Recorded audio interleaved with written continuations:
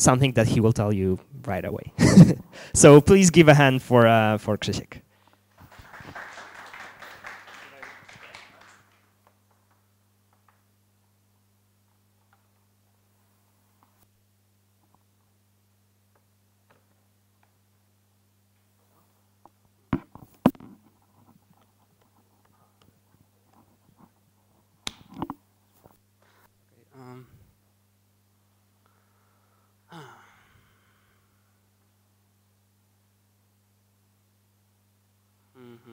Okay, I think I figured out. Does it work? Yeah. Okay, so hi, I'm Krzysztof Kaczor. Tomek stole my introduction line, but yeah, I work at Maker where we create the best and only decentralized stablecoin. So yeah, it's called DAI, and actually we're gonna see how it's used in the whole ecosystem. Also because many other projects use it as well.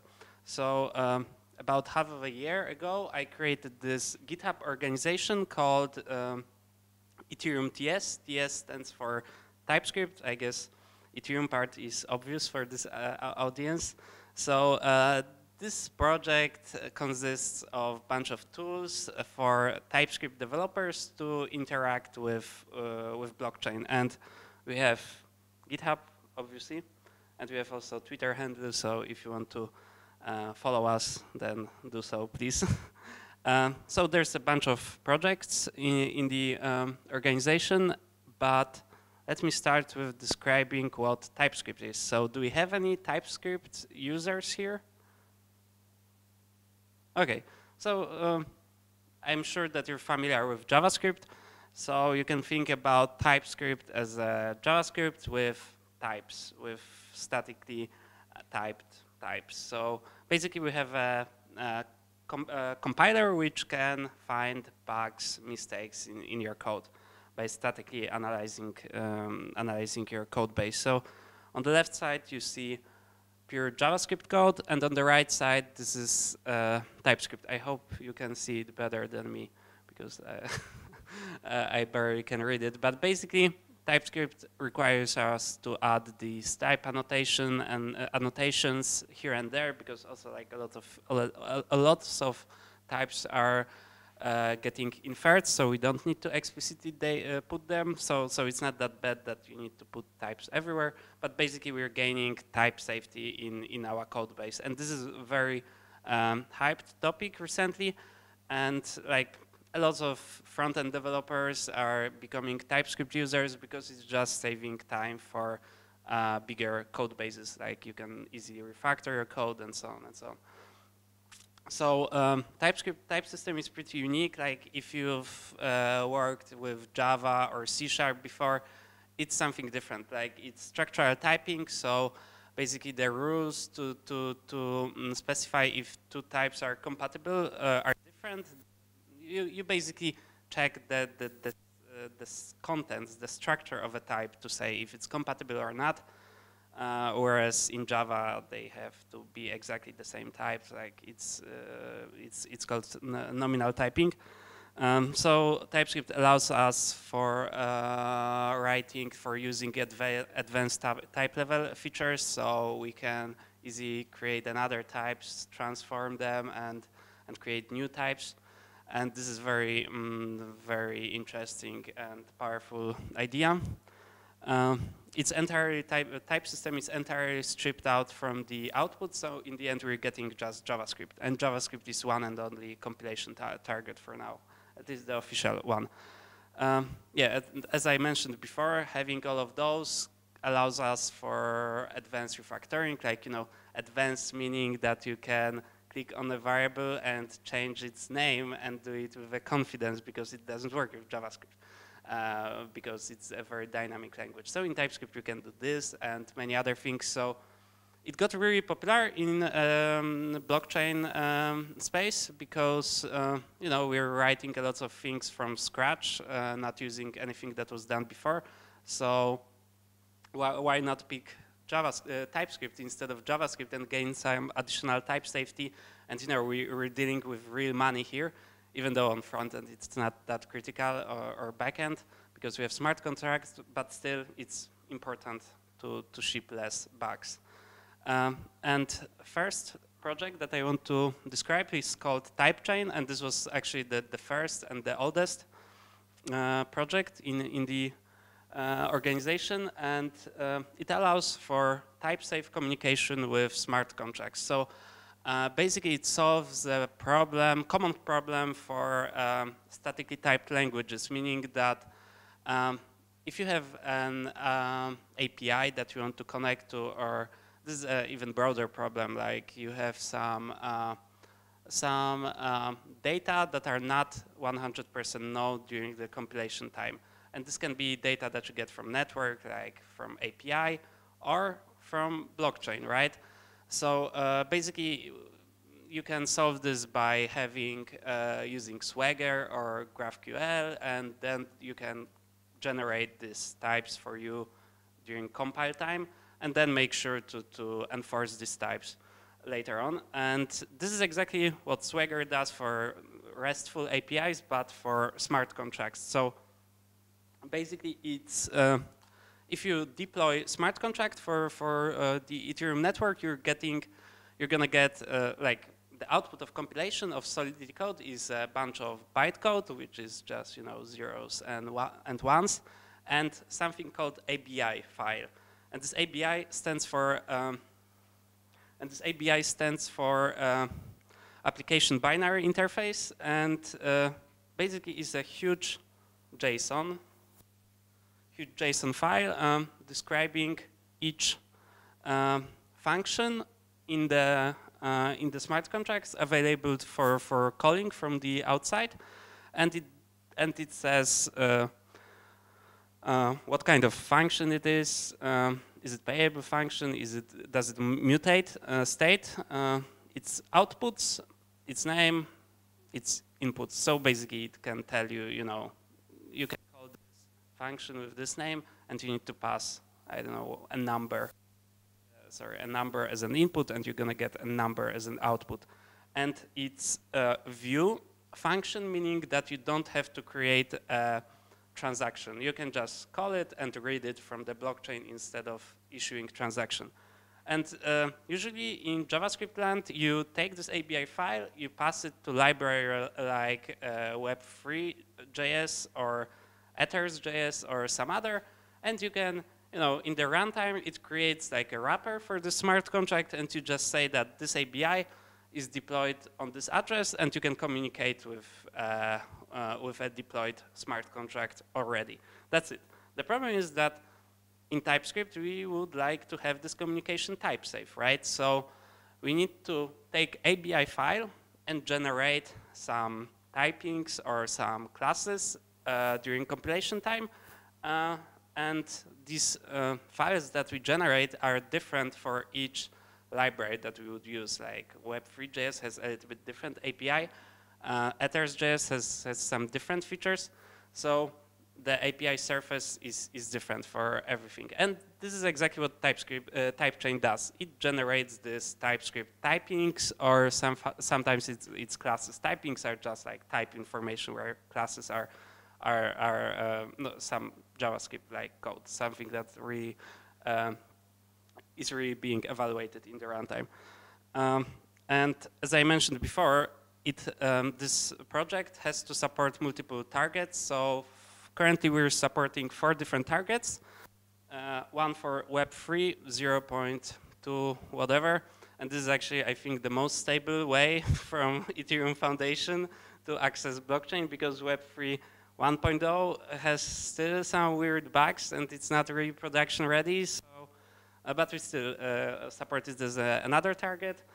And there's a truffle. So if you would use, if you want to write smart contracts with truffle framework, which is, I think, the most popular way to do so, you can look up our example and write them in with TypeScript and have everything type safe, which is really great, because in Truffle you write tests in JavaScript, and you're constantly reading copying names of functions and so on from solidity code because you don't have type completion or anything. And this suddenly works out of the box with type chain and truffle.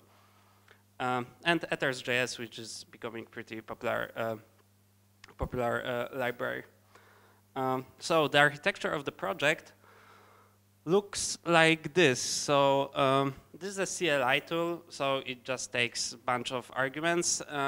And then we're using another project that was, at first, this architecture evolved across more than a year of development. So in the beginning, it was totally different. But now we extracted this TS generator project, which is supposed to be a final solution for the problem of generating typings for anything. So not only for Ethereum smart contract like ABIs, it could be used for GraphQL or Swagger and so on, or you can generate typings for JSON files, whatever. It's a very generic project that just takes some files and then it assumes, and then it allows you to write a very simple plugin, which is just like a pure function taking a string as an input and outputting another string and describing basically the file that should be written. So it simplifies the whole architecture. So then ABI gets parsed to some structure that it's easier to work with in TypeScript. And then there are multiple targets that use this parsed ABI and generate a little bit different code for each library. So this architecture is pretty similar to compiler design, if you're familiar with it. And I think this is a very good thing that it's similar because compilers are like well-researched problems with years of energy and effort put into them. And this architecture allows you to write a new target really easily. And why it's important? It's important because there's like lots of community contributions to this project. And there were also Gitcoin bounties. We're going to talk about it a little bit later, but basically around $1,000 or DAIs. Actually, it's cool that Gitcoin uses DAI that we're developing at Maker. So it was like around 1,000 DAI given out for a community to work on specific issues. And it was founded by some companies using type chain or by ECF, Ethereum Community Fund. So we're going to dig into it a little bit later. And it's used by some well-known or some, probably you know some of these names like Plasma MVP. Like I met a guy at DEF CON and realized that he's using type chain for Plasma MVP. That's pretty cool. And also obviously Maker and Neufund and many others that I don't know even the names of because I'm not tracking it really, but yeah, there are users of this and it's pretty cool. The next project is Ethereum Virtual Machine implemented in TypeScript. So yeah, this is a screenshot from README. So it's not production ready virtual machine, but it I think made really good contribution to community by pushing Ethereum JS developers into the right direction. I think so. Basically, it supports more or less 110 opcodes. There are, I think, 160 opcodes. Opcodes are like the smallest bits of bytecode that you can run on Ethereum Virtual Machine.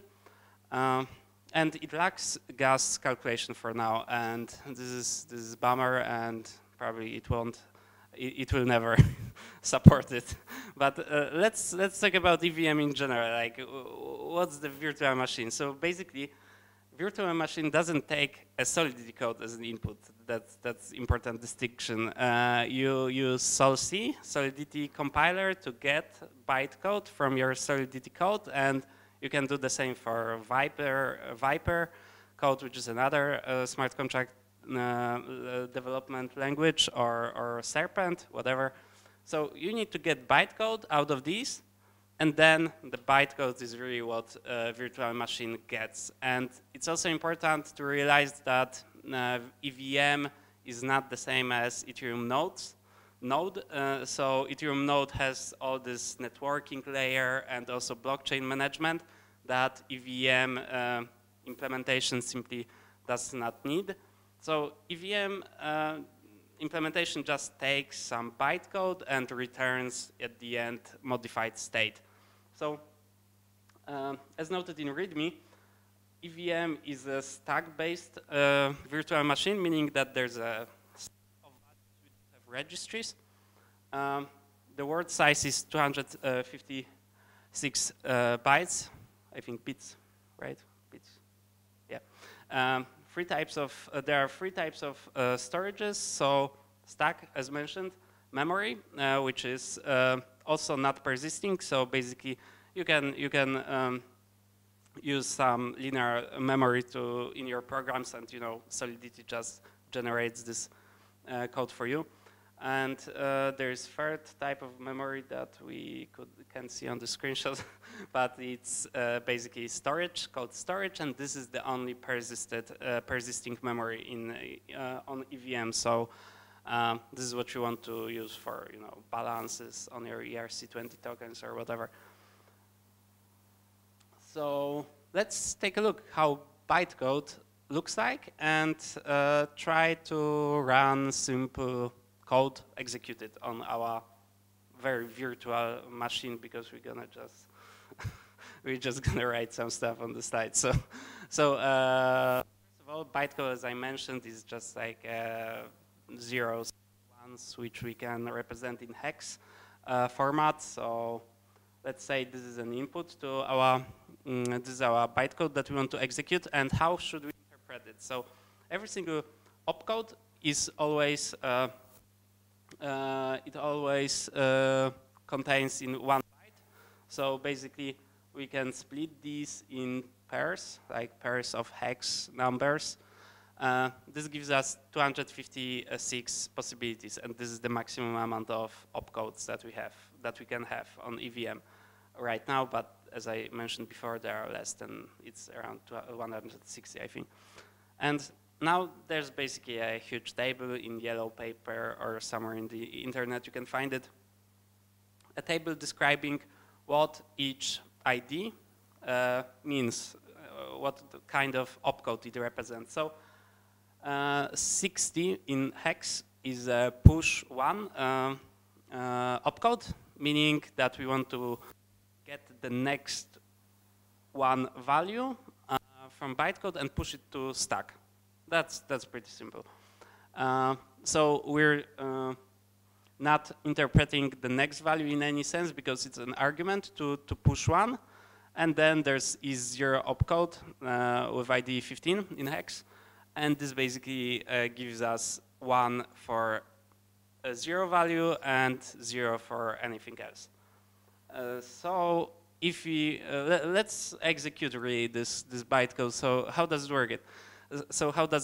So we have this arrow represents PC, which is a program counter, and these are the concepts that you find in any virtual machine or even a processor. So virtual machines just executes each opcode one at a time, and there are some opcodes manipulating PC. So normally it always gets to next instruction just by incrementing by 1, but there are like jump instructions that allow you to jump and move this PC in some arbitrary ways. So first we start with this push one opcode, and also push opcodes are the other type of opcodes that move PC not by 1, because they read the bytes from the bytecode, and push 1 moves actually PC for 2 bytes, right? Or 1 for reading itself, and the other one for reading the input data. And there are push from 1 to 32 opcodes. So there are 32 opcodes representing push operations. So let's start. We're executing. After executing push 1, we're ending with PC moved to position 3 and stack, and 0, 0 pushed on the stack. And then we're executing next opcode, and we're reaching the end of the end of the program, and opcode checks what's on the stack. It pops this value, so it removes it from the stack and reads it, and checks it if it's 0 or not, and if it's 0, it pushes back on the stack 1, and if it's not, it pushes 0 on the stack. And this is exactly what happened. So this is state of our virtual machine after finishing execution of this bytecode. Pretty simple. Like, really, virtual machines are not that difficult. Like, they are just, like, if you can interpret every opcode, then it's just pretty simple. Like, especially that if you look at, you know, how complicated bytecode gets generated by a solidity compiler, then, you know, it would be very hard to simulate this execution by hand. But for machine, there's nothing simple than, you know, reading one value and executing a little bit different things based on this. So at least it's simple for simple opcodes. It gets a little bit more tricky when we get to funny opcodes, and we're gonna do it in a second. So I want to present some takeaways and things that I learned by building this thing. So first of all, EVM was not built by computer science guys. It was built by cryptographers. And on DEF CON, someone said that it's a really nicely designed virtual machine if you live in 1970s. So it's very shitty for modern architectures. And you can, like, first of all, it has the word size of 256 bits, which is totally bonkers for any. There are no hardware architectures that can simulate it. Like, our computers use 64 bits. Then you end up having these weird opcodes, like, for example, SHA-3, which is like, it's, on one hand, it's nice to have it because you do a lot of hashes and so on in crypto world, but it could be implemented as a precompiled contract, for example, and this is done for many things actually. There's a huge problem with jump. So I heard that currently it works like this. I mentioned that jump is an instruction that moves PC to arbitrary place in bytecode, but it's not entirely true because you cannot move it to any other place than jump destination. So we have another opcode called jump destination, and basically it's a destination. It's the only valid destination of a jump instruction that the jump opcode can end up. So this is already pretty cool because it allows us to, you know, develop statically analyzed bytecode with some more or less serious rules, and also it allows for easier, more easy to work with JITs and stuff like this. So we can basically we can create more performant ways to execute the bytecode. But the problem is that still the argument of jump is dynamic. It's taken from the stack, so it can be anything. Again, like, it's hard to statically analyze this bytecode. And the real solution that smart people described to me are using just static jumps. So you would have an opcode that would have an X argument as a static value, and then you would be for sure certain that it jumps to this location, and this would allow for even better static analysis and so on and so on. And unfortunately, it doesn't exist. And you will notice also that it's really tangled with blockchain concepts. So we have a bunch of opcodes to get like block difficulty, for example. There's an opcode for that. And for some other things, I guess it's not necessarily bad. It's just how blockchain and, you know, world works. Now we have a bunch of this. I think these are the most interesting opcodes. So call, delegate call, and call code. So basically this opcodes allows one contract for calling another. call opcode is the simplest one, so it just you say that, you know, I want to execute this other contract with this address, and I can pass some memory as an argument. So you can take slice of your memory and just push it to another contract as an argument. And there's also like a sender of this contract. So this contract that is calling another contract is becoming sender. And this is pretty crucial security level, security model of Ethereum. Like, you cannot create a contract that would make a transaction for example, ERC20 token on your behalf because it's actually sender. Like, you need to create some mechanism that would, you know, allow, and that's why you have allowance on our ERC20 token. But you can, you know, execute any transaction that you wouldn't understand, and you can say certain things about it. Like, it cannot steal your funds, for example, if you don't explicitly allow it, because it cannot just operate on your behalf and make some other calls. And this is pretty nice, invariant for Ethereum.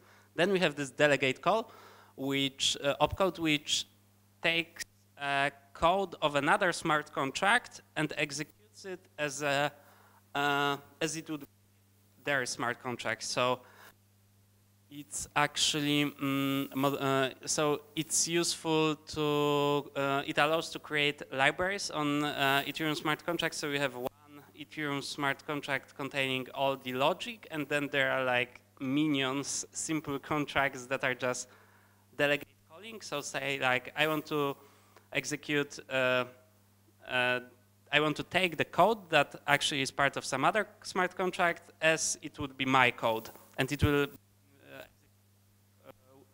change storage and so on of this original contract that invoked it delegate called some other. So this is pretty useful. And there's a call code, opcode, which is pretty useless because like that call, but it changes sender of a transaction, and this means that basically it's not very useful, and it was created, and I think it's deprecated now because it was just a mistake to implement it. But anyways, you need to implement it.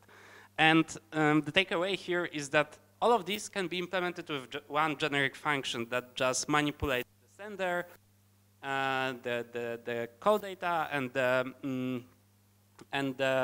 data and the program that it's being executed. And this is there's a link for code in the smart contract, so you can check it out later. There will be slides provided. So basically, this is something nice that allows you to, you know, create some better architecture for your virtual machine. And this was pretty easy for me to implement it in TypeScript because I could easily refactor the code base. It's not like I came up with the proper solution after the first try. I refactored the code base multiple times, and the problem is that, for example, Ethereum JS guys, I think they didn't have the ability to easily refactor their code base, and they ended up with really tangled code. And for example, they have like 3 different implementations of this opcodes. And what's also important here is that these calls are returning you Boolean flag saying that execution was okay or it was reverted. And this actually allows us for partially rejected transactions. And this is something that not a lot of people are aware of, I would say.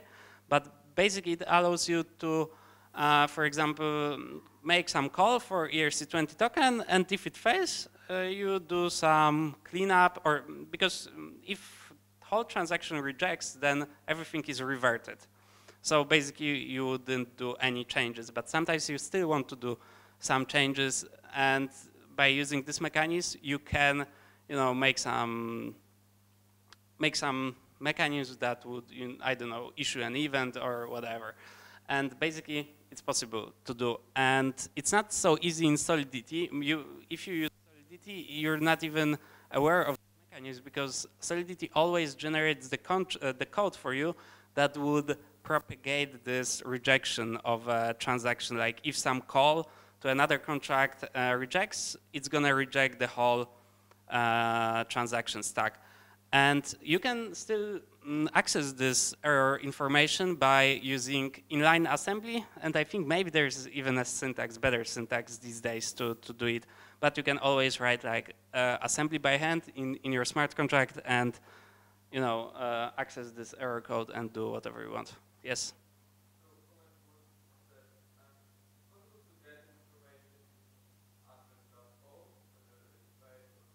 Oh, yeah.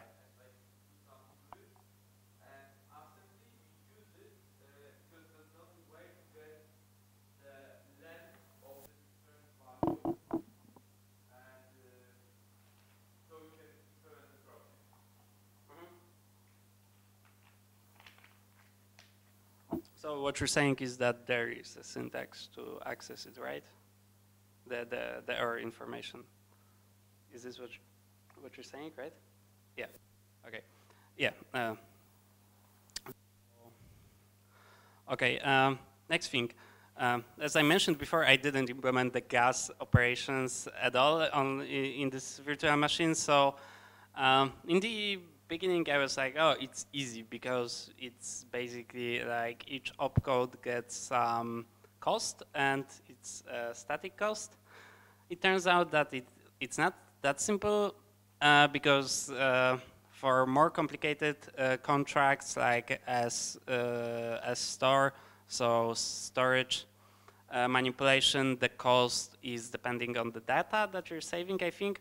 So it's not that trivial, but I didn't implement it, so I don't know the details. But what I learned is that actually gas estimations are totally not trivial problem. So gas estimation is like you want to, when you're invoking, when you're creating a transaction on Ethereum blockchain, you need to specify the gas amount that it's gonna consume, and the gas that you're gonna pay, right?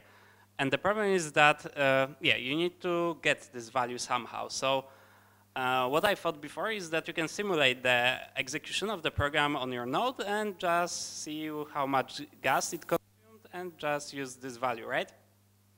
The problem is that there's a gas opcode which returns the gas left, and basically it allows you to write something funny like if gas left is below this, then do something else. Or if gas is like this, then do something else. And basically this means that you cannot statically analyze the gas consumption. And basically the only way to get it is execute the code and see if it failed or not. And that's how gas estimations work. Plus, they try to find the minimum amount of gas that will work. So basically what they do is they do binary search. At least this is how Geth and Ganache work. So they do binary search from some value, I don't know what's the start value, and they try to find the minimum gas value that will still pass the transaction and won't reject because of gas consumption. So it's actually not invoking your contract once, but multiple times. This is something that I wasn't aware of, and actually it's pretty interesting. Now,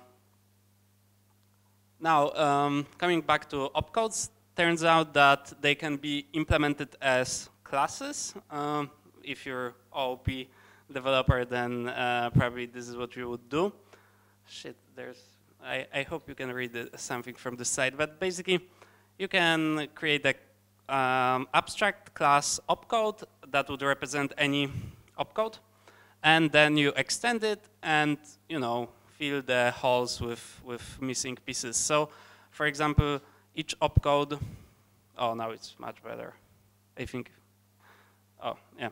So basically, we need to provide static ID and static type of a opcode, and then provide implementation in a run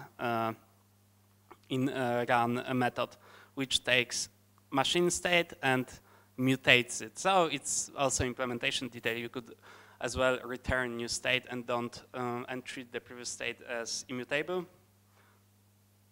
But by doing this way, it's less code to write. But anyways, you can do it like this, and it's fine, and it's actually done like this. But probably you shouldn't do it like this. And there are better ways that I realized after I created this. a lot of opcodes like this. So basically the problem with this approach is that you're tying the data model with implementation. And this is what OOP is for, right?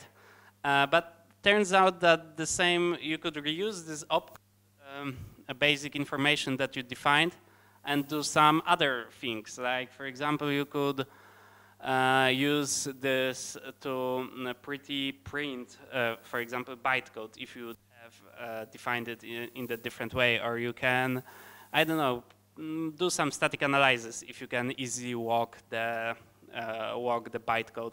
And unfortunately here it's like tied with executing given bytecode, and it's pretty shitty. Turns out that there are better ways to do it. For example, tagged union. You could create in TypeScript, you could create like a huge union type describing each opcode, and then you have types while working with this type. If you would create like execute function, which is like a huge switch statement, then if you would forget about one opcode, you would get an error during compile time. So basically, I picked this approach because it gives you type safety, because compiler shouts at you if you forgot to implement this run method. But basically, there are better ways in TypeScript to do it, and you also have maintain type safety. So one of the cool things is that I used other Ethereum nodes as referential implementation. So basically, this piece of code loads and compiles some contracts written in Solidity in my code base, and gets the bytecode, and then basically you can invoke some transactions and so on two VMs at the same time. So it executes it with EVM TS, and currently it executes it against JavaScript implementation from Ethereum JS at the same time, and it checks state of virtual machine after each opcode. So if there's a bug in implementation, there's a very easy, trivial way to find it. This is pretty cool, and it saved a lot of time during development. And basically, it's also properly abstracted, so you could think that instead of invoking Ethereum JS, you can invoke parity or something else and get like real production node experience. And I also realized later that there's actually a test suite of provided by Ethereum Foundation with lots of tests for each opcode, defining the results. So yeah, there are also some other ways to test virtual machines while you were developing it, but I didn't dig into it yet. And so what are the future plans? So writing this, like I learned a lot about internals of EVM, and also it got me connected with Ethereum JS guys. So basically now we're collaborating on rewriting some of the packages, and I'm also a member of Ethereum JS. And I'm going to talk about it in a second more. But as for virtual machines, the future plans are to start using WebAssembly. So WebAssembly is emerging standard in Ethereum world. Exactly, it's called EWASM. And basically, this is how EVM 2.0 is gonna look like. Like, it's not gonna use EVM anymore. Like, they're gonna use this very generic WebAssembly virtual machine, and basically there are just only few constraints added to the WebAssembly spec that needed to be made to make it fully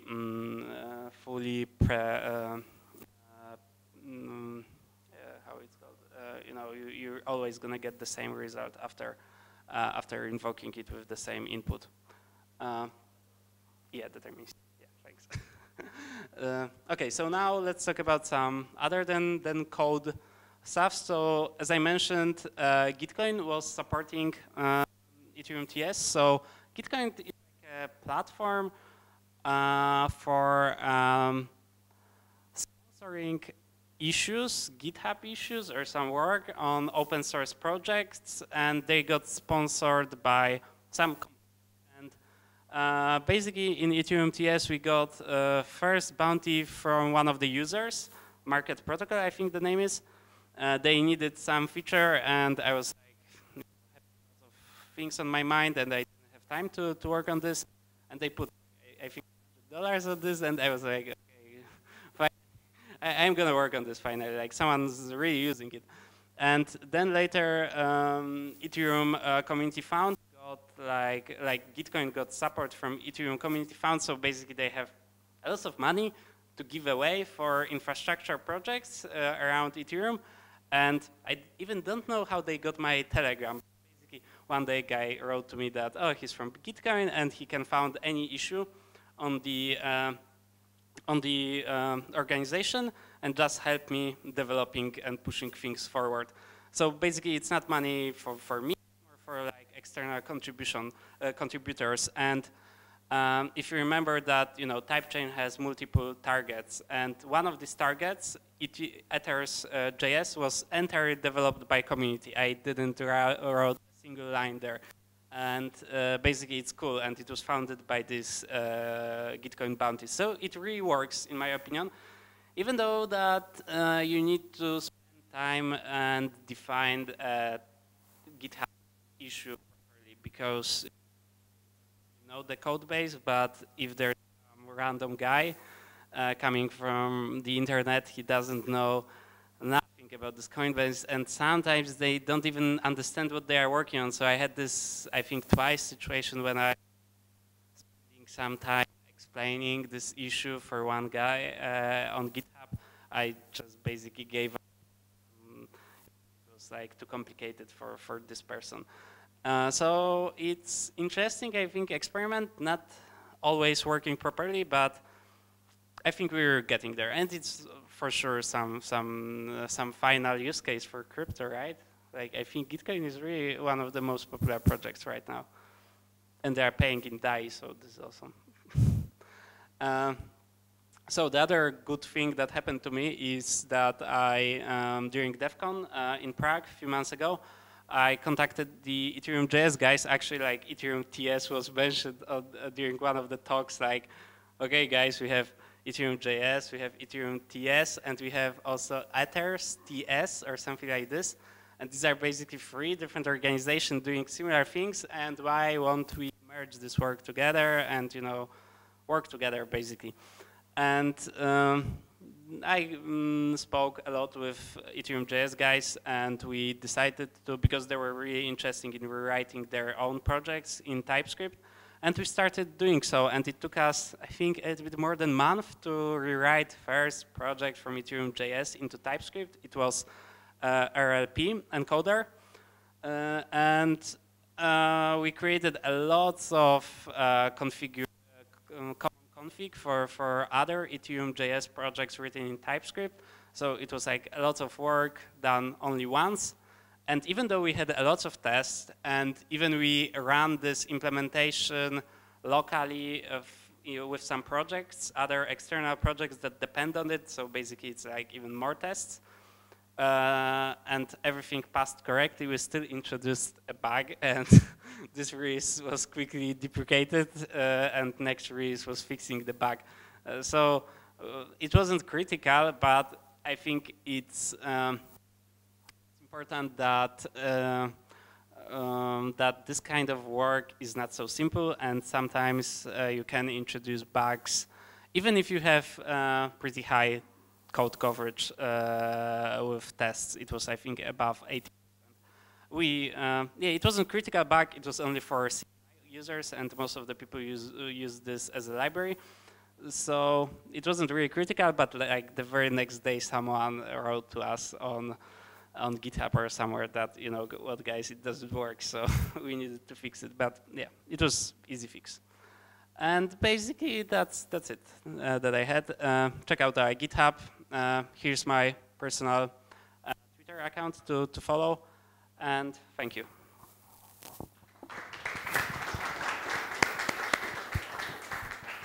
Do you take questions? Questions? Are there any questions?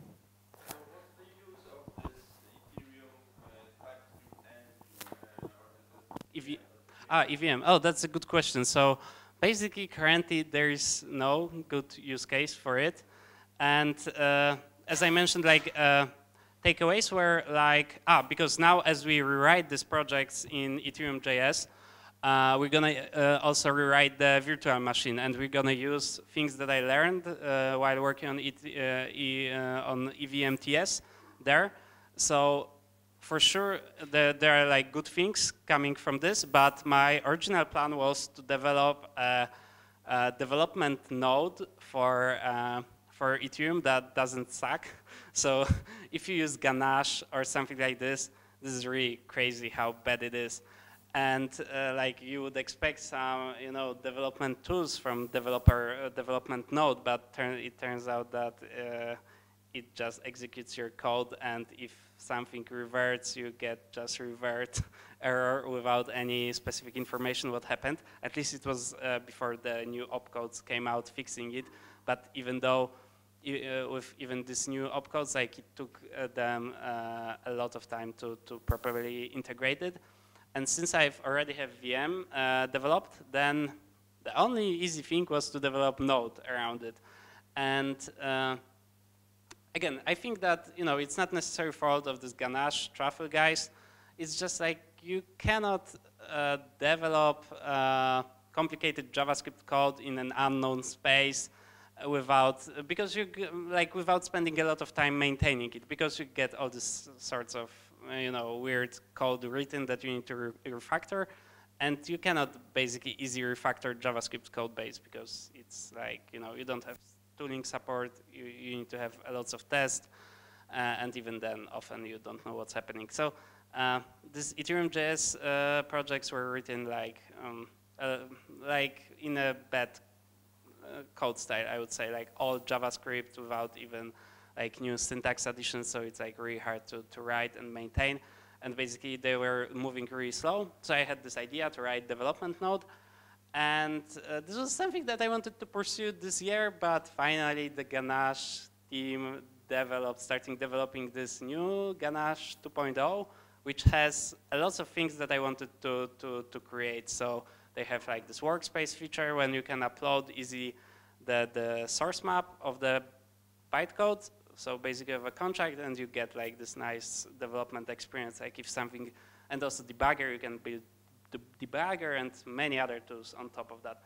But basically I think that there's no need more for my involvement personal. So, and it also took me a lot of time to develop it properly. So I was like,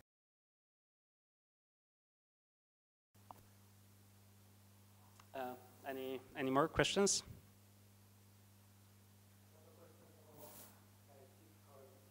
Mm-hmm.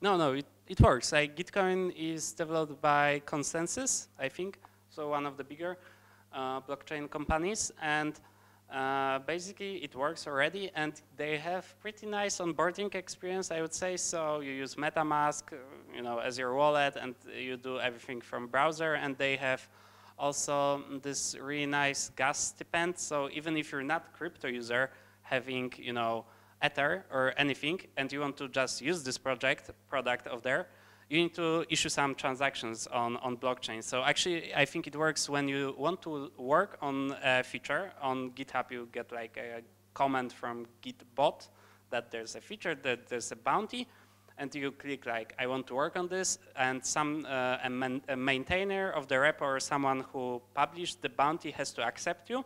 But once you accept it, I think you're issuing a blockchain transaction that I'm going to work on this, and then when you're done, someone issues transaction that you're verified as you did it correctly, and then you're getting automatic payout. So what?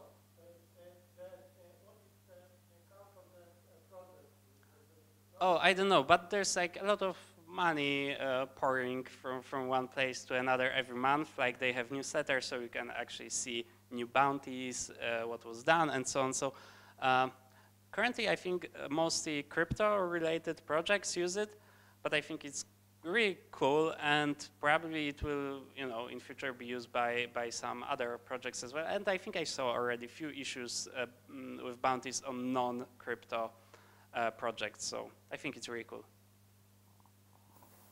And with this gas stipend, I think I didn't finish. It works like this: like they are gonna send you small amount of Ether that you can make, that will allow you to make transactions. So even without Ether on your wallet, like you have freshly created wallet, you're still allowed to, publish a transaction and basically use their product. So I think the onboarding flow is pretty nicely done. Okay, so I guess that's it. Thank you. Thank you.